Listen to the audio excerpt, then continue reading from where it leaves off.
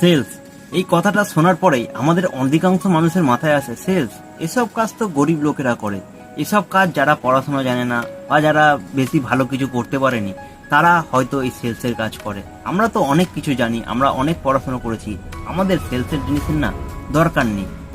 তবে আপনাদের সাথে একটা পয়েন্ট শেয়ার করে রাখি, একজন ফিল্মের নায়ক সে যত টাকা না সেই মুভিটা তৈরি করার পরে কামায়, তার থেকে বেশি কিন্তু সে একটা প্রোডাক্টকে সেল করে কামায়। একজন ক্রিকেটার সে যত টাকা না সে ক্রিকেট খেলে কামায়, তার থেকে বেশি পয়সা কিন্তু সে কোনো না কোনো প্রোডাক্টকে সেল করে অ্যাডভার্টাইজমেন্টের মাধ্যমে কামায়।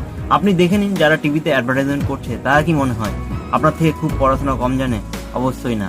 তো আপনি যদি মনে করছেন যে সেলসের কাজ করবেন এবং সেলস থেকে আপনার লাইফটাকে একটা ইউ টার্ন করাবেন, তবে তার জন্য আপনাকে কিন্তু এই 3টে পয়েন্ট অবশ্যই মাথায় রাখতে হবে এবং 3টে জিনিসকে কিন্তু আপনাকে আজ থেকেই ছাড়তে হবে। তো কি সেই 3টে পয়েন্ট আজকের ভিডিওতে